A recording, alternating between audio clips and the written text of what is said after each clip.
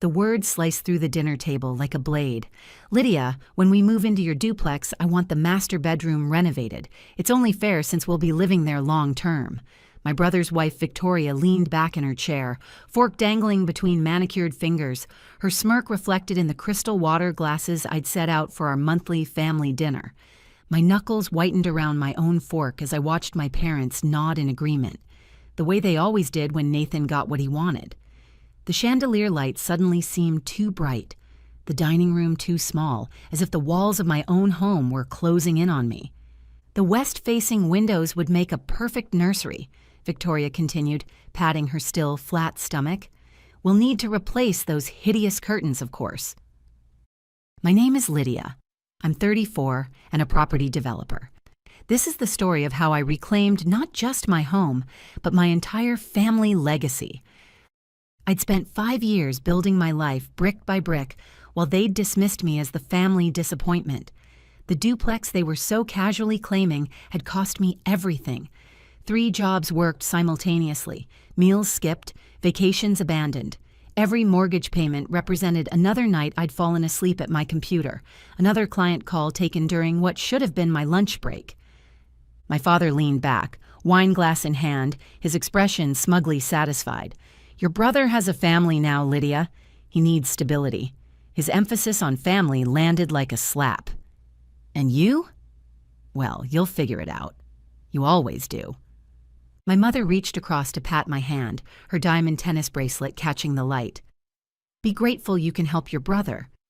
It's not like you're doing much with the place anyway, living there all alone." The dining room suddenly felt unbearably hot. A high-pitched ringing filled my ears as 20 years of being the family afterthought crystallized into perfect clarity. They had always seen me as disposable, the extra daughter whose achievements went unnoticed, whose sacrifices were expected, whose properties could be claimed on a whim. What they didn't know was that while they'd been pitying me, I'd been building an empire in silence. I'd watched this scene play out 100 times, Nathan wanting something of mine, my parents enabling him, me expected to smile and surrender, but not tonight. Tonight, everything would change. "When were you planning to move in?" I asked, my voice steadier than I expected. Victoria beamed, mistaking my question for acceptance. "We've already started packing. The movers are scheduled for next weekend."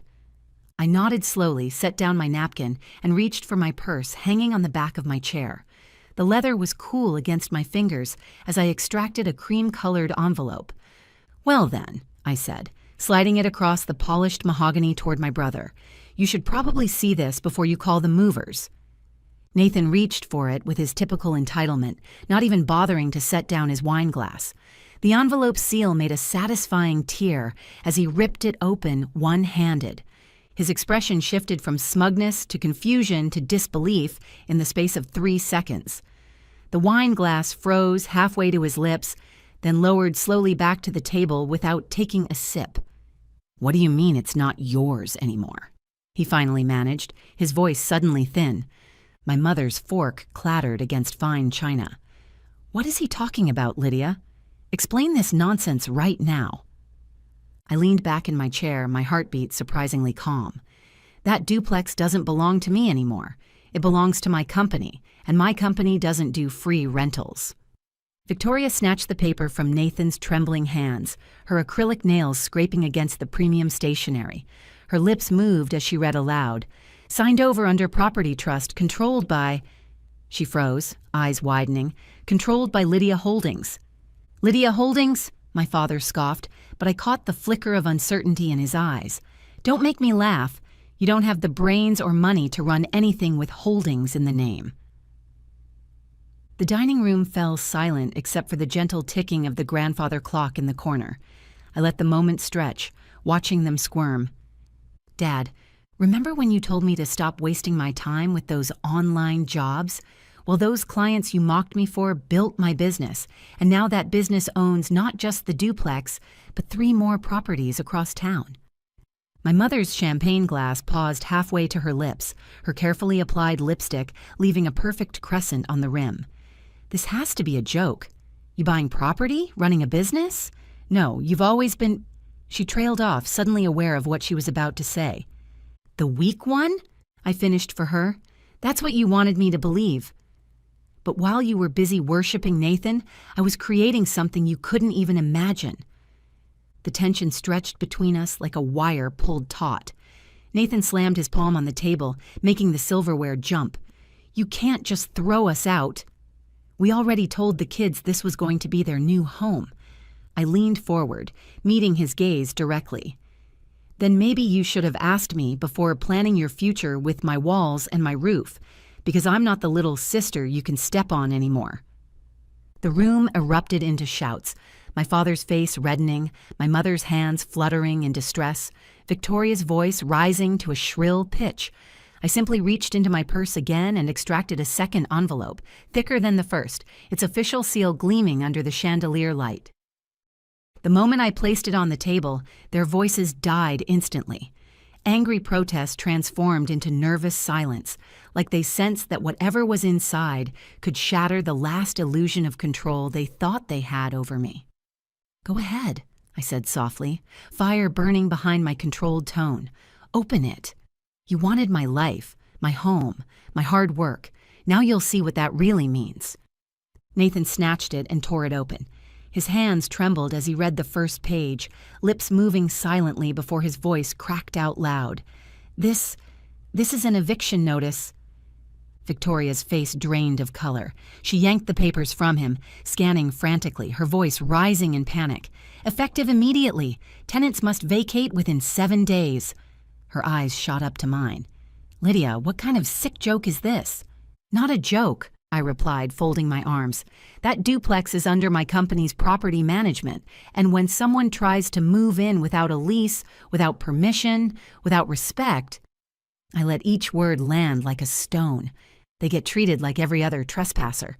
My mother slammed her palm on the table. How dare you talk to your family like this? We raised you, we fed you, we gave you everything. I cut her off, my voice sharper than I'd ever allowed it to be in their presence. You gave me nothing but reminders that I wasn't good enough. While Nathan got everything handed to him, cars, college tuition, support, I was left to figure life out on my own. The words flowed now, years of silent suffering, finally finding voice. Do you know how many nights I cried myself to sleep, thinking I was worthless? How many jobs I worked? How many meals I skipped just to afford that duplex you're all so eager to snatch away? I leaned forward. And now you want me to roll over and let you take it? Not anymore. The table went quiet. My father narrowed his eyes, a vein pulsing at his temple. So what? You think you're better than us now?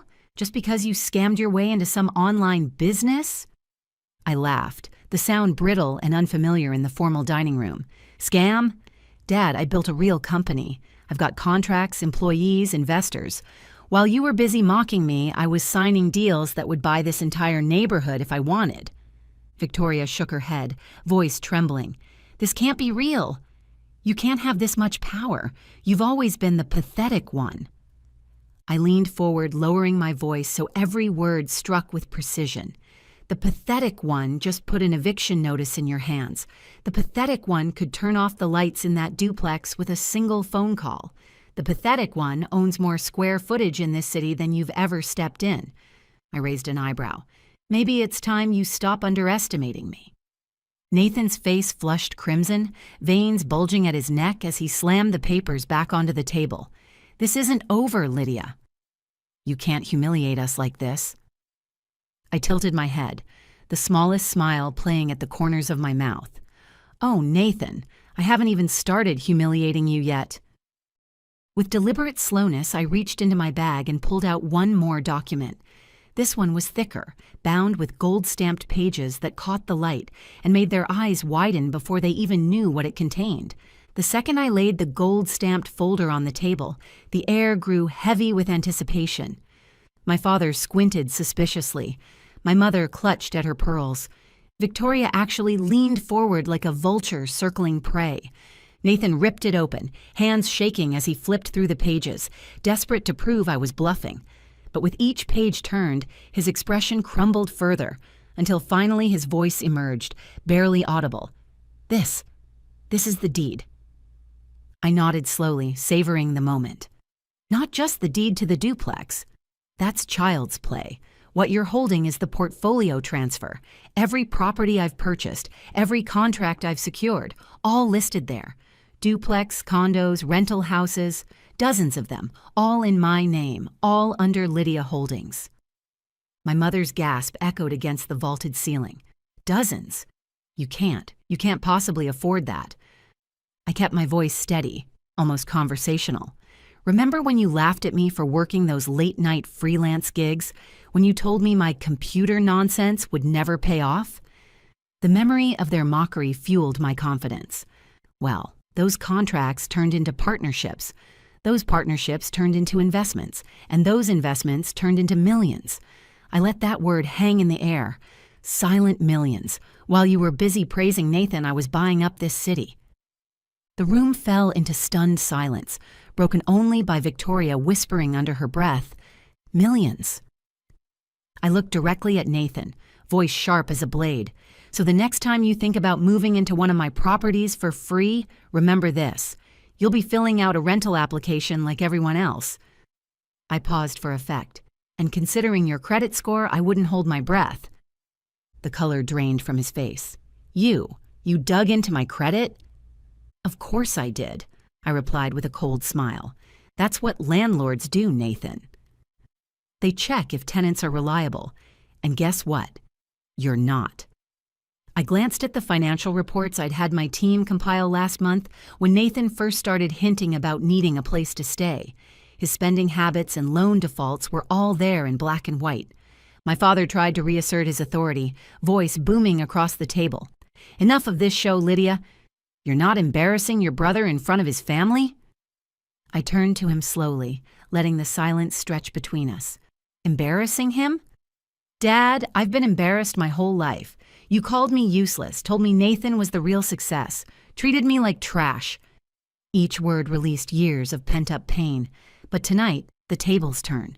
Because in this house, in this city, every brick you're standing on belongs to me.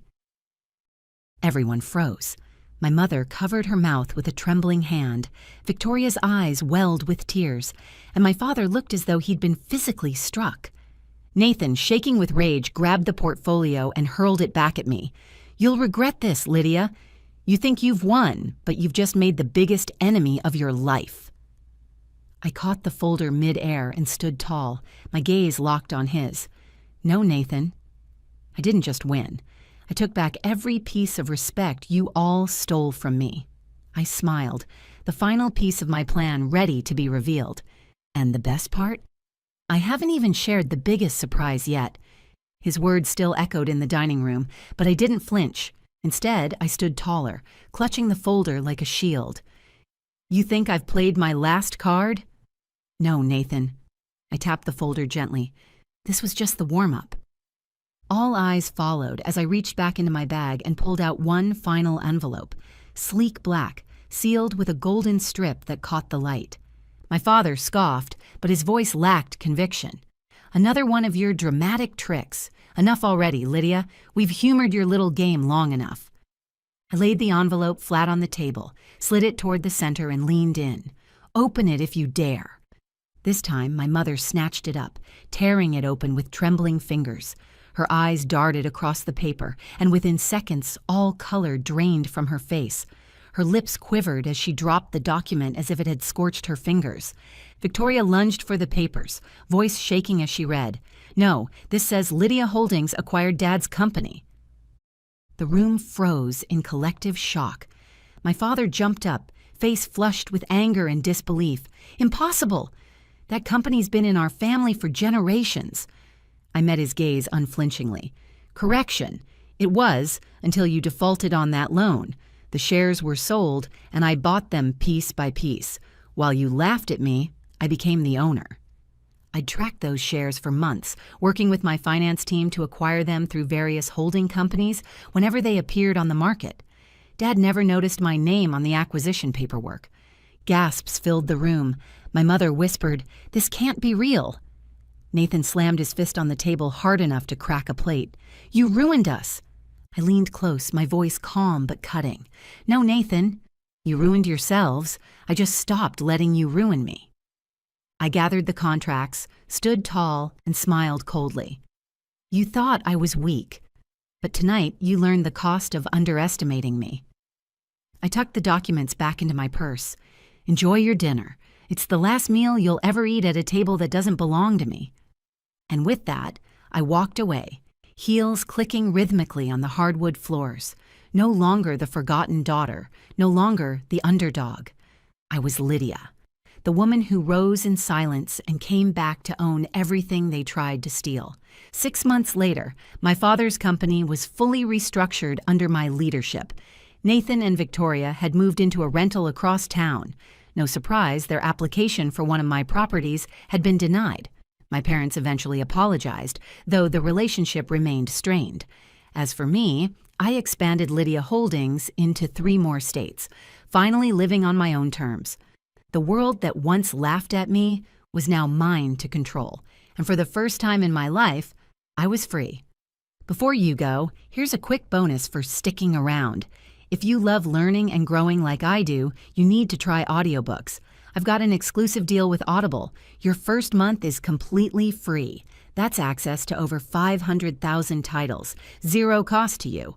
All the details are waiting in the description. Don't miss this one.